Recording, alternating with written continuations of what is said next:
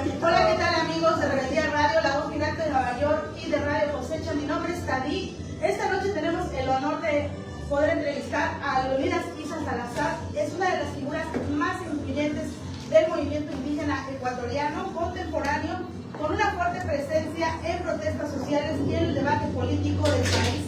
Además ha sido presidente de la CONAI y desde el 7 de marzo es dirigente de la Confederación de Pueblos de la Nacionalidad Quichua del Ecuador, Ecuagunari, ¿verdad? ¿Es correcta la pronunciación?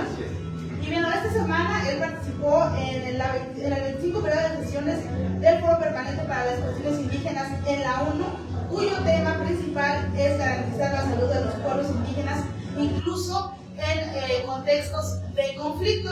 Y sobre eso vamos a hacer un par de preguntas.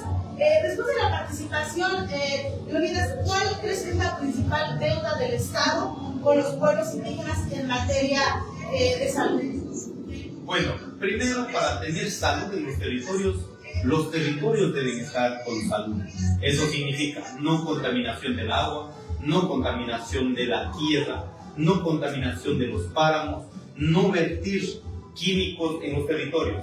Cuando tienes eso, puedes garantizar condiciones mínimas de salud. Pero lamentablemente el gobierno lo que ha hecho venir a las Naciones Unidas es maquillar la realidad, poniendo hermanos indígenas que hablen bien del gobierno, cuando saben perfectamente que están contaminando ríos, contaminando territorios, y lógicamente no se ha hecho mayor cosa por el tema de la salud. Ni siquiera de la sociedad ecuatoriana, peor de los pueblos indígenas.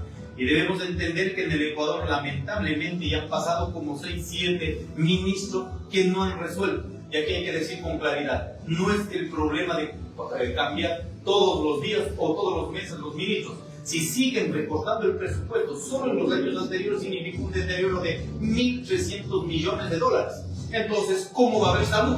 Si no hay salud para los ecuatorianos, peor va a haber una política diferenciada para los pueblos indígenas. En consecuencia, nosotros lo que hemos hecho en las Naciones Unidas es demostrar la realidad. Para ello ha venido un equipo nutrido, delegaciones nutridas de los pueblos que dijeron la verdad en el foro. Y como tantos temas se tocan, ¿no? También por otro lado, en América Latina hablamos mucho de derechos, todo el tiempo, pero poco se implementa, no solamente en el Ecuador, sino en todos nuestros pueblos. Y de esto me gustaría saber, o que nos respondieras, ¿dónde está fallando realmente el sistema? ¿Dónde crees tú que está fallando el sistema? Bueno, miren, cuando nace en la Primera y Segunda Guerra Mundial se declaran los derechos humanos universales. Se conoce como derechos de primera generación. Derecho a la libertad, derecho a la libertad de organización, derecho a la comunicación, derecho a la educación, derecho a la salud, en total más de 30 derechos humanos. Luego en 1966 dice, oye, estos derechos están bien, pero estos derechos tienen que afianzarse en los estados, porque el de primera generación es de los ciudadanos, de los individuos a nivel mundial. Y en el de 1966 dice, no, tiene que haber una responsabilidad del Estado, donde salen los derechos, como se conoce la DES, derechos económicos, sociales y culturales a nivel global. Entonces, ¿qué se está diciendo? Que con estos derechos deben los estados respetar. Pero consecutivamente también declara la OIT los derechos de los pueblos indígenas. Venimos al 2007, dice, listo, tenemos derechos humanos de primera generación, derechos humanos de segunda generación, que tienen que ver con la responsabilidad del Estado, pero ahora miremos cuáles son los titulares de esos derechos.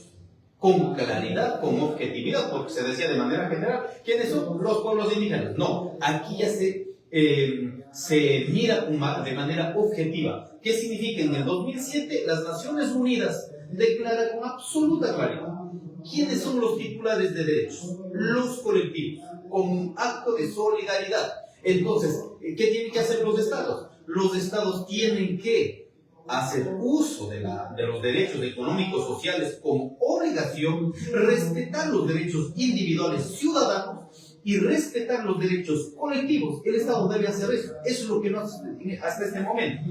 Por ejemplo, si el Estado ecuatoriano va a hacer la minería, ¿qué tiene que hacer?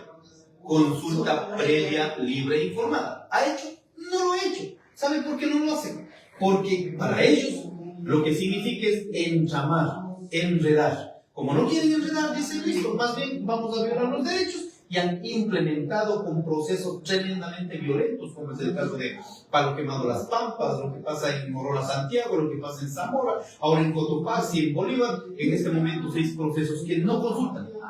Entonces, ¿qué necesitamos? Y esto hemos dicho también en las Naciones Unidas, necesitamos que los estados, ¿por qué estamos exigiendo que cumplan? Porque ellos mismos firmaron pues, la adhesión, dijeron que están de acuerdo con esto. De los 193 países, el Ecuador es uno de ese país más que firmó la adhesión a esos derechos a nivel global. Y bueno, la siguiente pregunta, ¿cómo se conecta la lucha territorial y con la política con la salud de los pueblos indígenas? Bueno, como había dicho en la primera pregunta, si queremos salud, necesitamos que los territorios tengan salud. O sea, que no estén contaminados, no estén vulnerados. Entonces, si el Estado ecuatoriano quiere garantizar el derecho al acceso a la salud, primero hay que garantizar que la soberanía alimentaria, que es uno de los derechos de los pueblos, también sea respetada, recuperada por los propios pueblos indígenas. Pero ¿qué está pasando en este momento? Hay un proceso de devastamiento. Están devastando, ¿no es cierto?, nuestras semillas, nuestra identidad, nuestra capacidad técnica, tecnológica de nuestros ancestros, y nos están imponiendo una lógica, una comida para el mercado, no para la soberanía alimentaria. Entonces, si eso está pasando en el territorio, lógicamente no vamos a tener salud en nuestros pueblos. Exactamente. Y bueno, acabamos de escuchar, han estado no solamente tú, sino más autoridades del Ecuador en este diálogo con los migrantes ecuatorianos. Como esto es una entrevista aparte, me gustaría que nos comentaras o nos compartieras qué es lo más importante de esta vinculación de ustedes que vienen de allá con los migrantes aquí en Estados Unidos. Es tremendamente doloroso este fenómeno migratorio. Primero, un rompimiento total de la familia, ¿no? Y nuestros hermanos migrantes cuando vienen acá, antes había esa política de reunificar a la familia, que ahora está totalmente aniquilada esa posibilidad. Primero rompen el ayllu. Si rompes el ayllu, rompes el territorio comunitario. Ya no hay condiciones básicas para que se pueda convivir en comunidad, en familia. Tercero, si vienen acá y no tienen condiciones económicas desde el inicio, ¿cuántos? 1 año, 2 años pasan pagando? En este caso, si de pronto vinieron con coyote, vinieron por las vías que sea, o los créditos, ¿no? Entonces, 1 año, 2 años, en términos económicos, los hermanos están pagando, ¿no? En ese sentido. Pero además de eso, uno de los factores que me parece tremendamente doloroso, hacen tanto esfuerzo, rompen familias, rompen comunas, tienen que cubrir los gastos económicos, o sea, pagarse el viaje ellos mismos, ¿no es cierto? Cuando pasa una desgracia, el Estado no hace absolutamente nada. Y debemos decir con claridad, este último año más de $7.000 millones es la remesa de los migrantes de todo el mundo para el Ecuador. O sea, es el segundo rubro más importante después del petróleo. Ahora mismo padecieron 2 catástrofes jodidos que perdieron la vida 2 ecuatorianos en esta semana. Imagínense, están viviendo un trauma, un dolor profundo de sus familiares. Encima de eso tienen que hacer actos de solidaridad para repatriar, cuando debería el Estado ecuatoriano tener un fondo de emergencia para cualquier desgracia que pase con los migrantes. Inmediatamente el 100% debería cubrir el Estado ecuatoriano, pero no lo hay. ¿Qué necesitamos? Hay que hacer la reforma de la famosa ley de movilidad. En ese sentido, creo es importante reconocer este papel fundamental. Por ello hemos venido con compañeros de asambleístas, compañeros dirigentes, mi persona, el coordinador del movimiento Pachacuti, en una articulación para no desvincular nuestra realidad familiar, comunitaria, ¿no es cierto?, con la vida que están teniendo acá, y a la vez hacer una agenda conjunta para luchar por sus derechos. En ese sentido me parece importante el trabajo que estamos haciendo, y además de eso, en mi periodo en la CONAIE reconocimos de manera oficial, de manera legal, con la delegación oficial que tiene CONEUSA dentro de la estructura de la CONAIE. Estamos trabajando en estos hechos, capaz de que vayamos mejorando las condiciones de organización y la lucha por los derechos. Los estamos en Ecuador, pero también los derechos de los hermanos migrantes. Pues esperemos que sea así, Leonidas. Muchísimas gracias por la oportunidad de estos minutos y también pues que la lucha siga allá y aquí en donde estés. Seguimos tus pasos. Muchas gracias.